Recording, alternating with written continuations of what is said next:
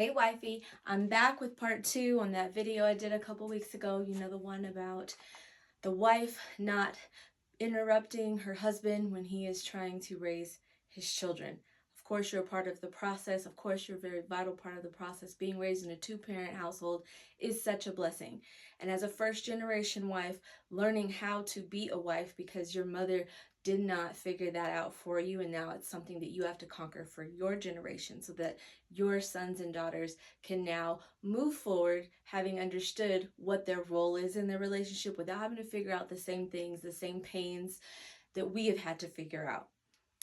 So I'm speaking to you. I call them first generation wives, my hubby hackers, the wives who were raised by single mothers, and those blind spots are now affecting the way that they interact with their husbands, the way they think, the way they carry themselves, the way they respond and react to their husbands. Usually that's the first problem, is we're reacting instead of responding. This is my book, Growing into a Mature Marriage from Kindergarten to College. I'm going to read you an excerpt from it. The best evidence of the emotionally immature and unstable is the person who blames the external for what is going on with them internally.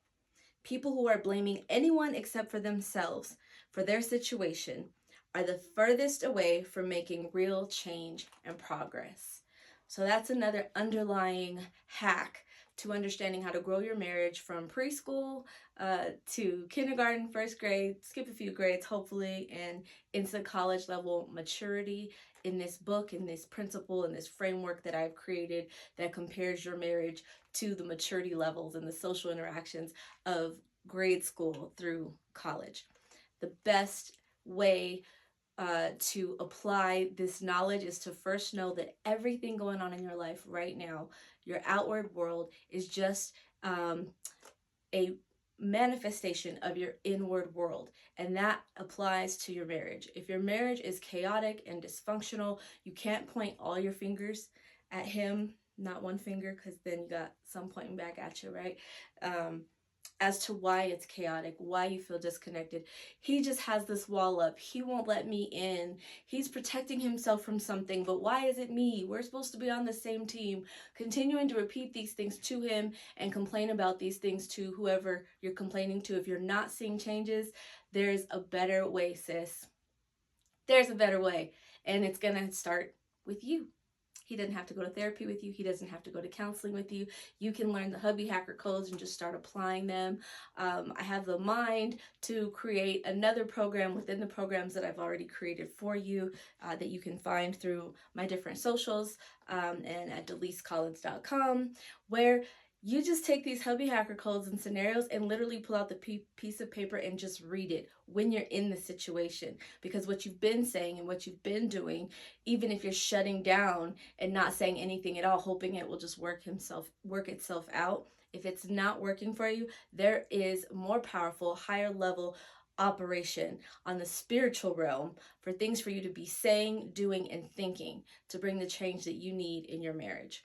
So that part 1 about being the wife who allows her husband to parent the children so that you don't end up with the consequence of having children that are so bitter, so frustrated, out there acting a fool, and they got 2 parents at home acting like they got 1, and we're confused in that scenario as to how come they're doing worse than I did with a single parent. Something is wrong here. Well, it's when those 2 parents are so conflicted and the children feel they can play the parents off of each other, or that the child feels that the parents just aren't on the same team, and that creates a division and an internal war within them, and you will see that battle out in their lives. So I have some examples here that I put on my whiteboard. I warned you guys I'd probably pull out the whiteboard on that last video, and I have pulled it out. And these are just some metaphors, so don't be too literal, so you can receive the message and the seed I'm trying to plant. So we've got wifey over here, we've got hubby over here. We tend to be the nurturers. Husbands are the cultivators. Nurturer wants to protect your child from the cultivator. And you can see as I'm saying this, you're probably having an aha moment that if you stop this process, you're going to end up with some dysfunction.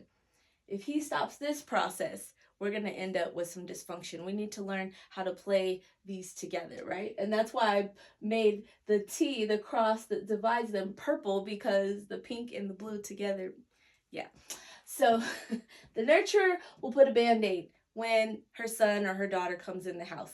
And you can look at this at any stage of life. A literal Band-Aid because they got a boo-boo, or mom saying, no, I think he should be allowed to insert whatever mom is saying when the dad has said, no, we don't need to do that. So now what's happening is mom just puts on a Band-Aid where there needs to be some stitches. And the cultivator would actually take that wound and put stitches on it so that later in life it's a slight scar, if you could even see it at all. Maybe it's completely healed. Whereas mom put on a Band-Aid where we needed the cultivator, and then they grow up and they've got this deformity, this dysfunction, this scar that everyone can see because they're not functioning correctly and they need therapy or coaching or counseling now.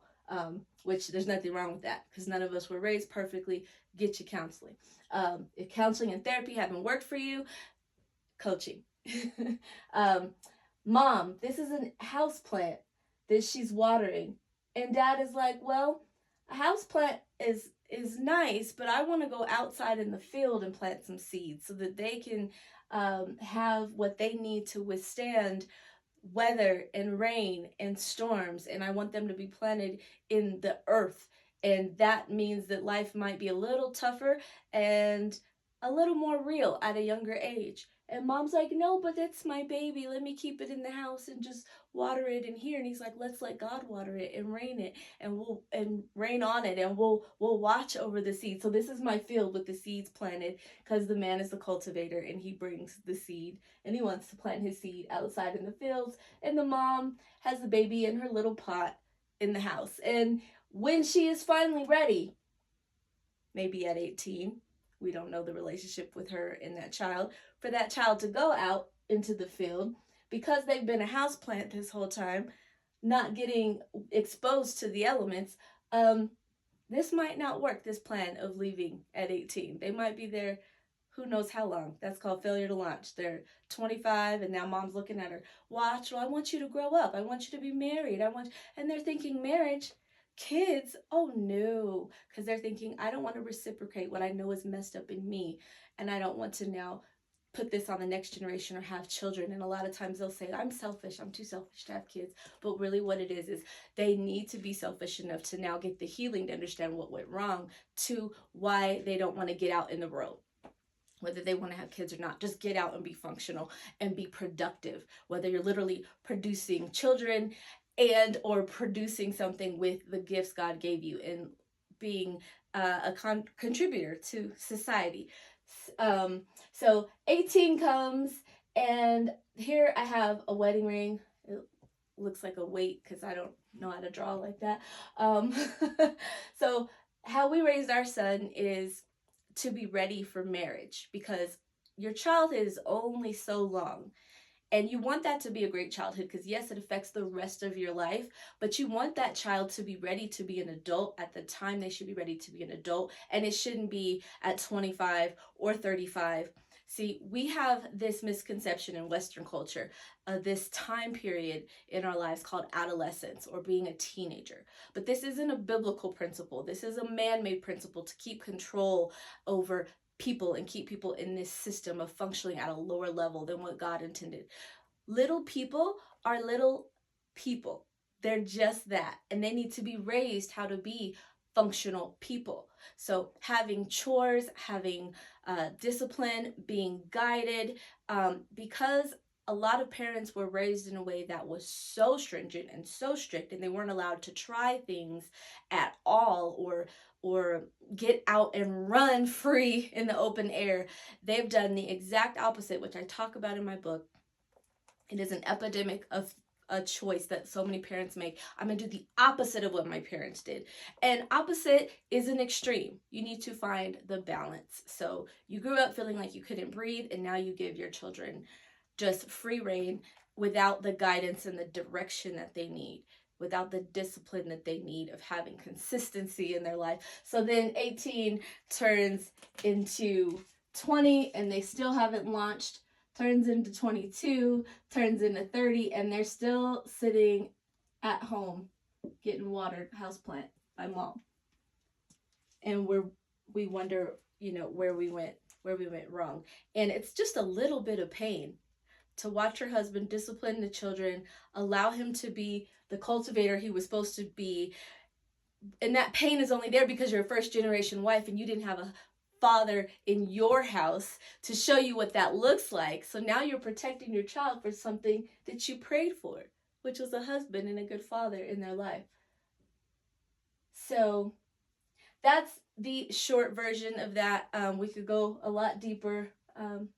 Kind of proud of my drawings. I am an artist, but I don't draw. I'm not that kind of artist, as you can tell. Follow me for more. We want our kids to grow up to be confident, humble, strong, not brittle spirit, where they are so emotionally dysfunctional and emotionally immature that they can't get out and deal in the real world, because what needed to be instilled at home to tell them who they are and whose they are. You belong to the King of Kings and the Lord of Lords. You are created in the image of God. Image actually means function. It doesn't mean that God technically looks like me, but it means that within me are the powers that God has of creation, of being a commander and calling things into existence, creating the world in his, from what he saw in his mind into physical reality. And that's how I started this video, that we create the worlds that we are living in. And this is an empowering thought for me. It may sound discouraging at first, but I want to share it with you. That empowering thought is this.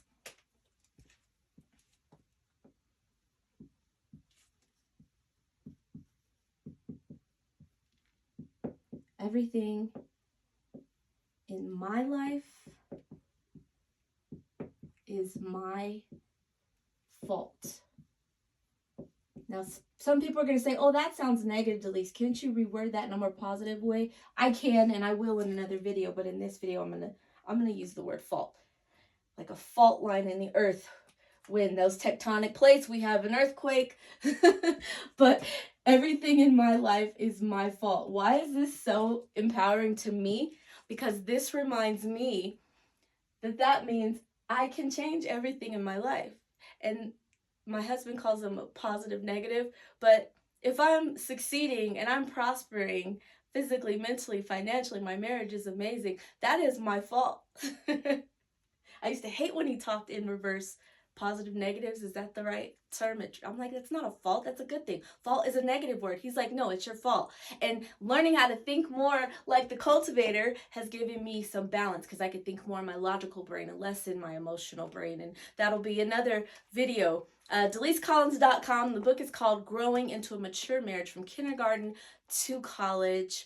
I'm here to speak to what I call first generation wives, the women who are struggling in their marriages because they were raised by a single mother and now they are trying to break the curse and be a good wife and an even more amazing mother than their amazing mother. I love y'all, and I'll catch you on the next video. Like, share, follow for more. See you on the next one.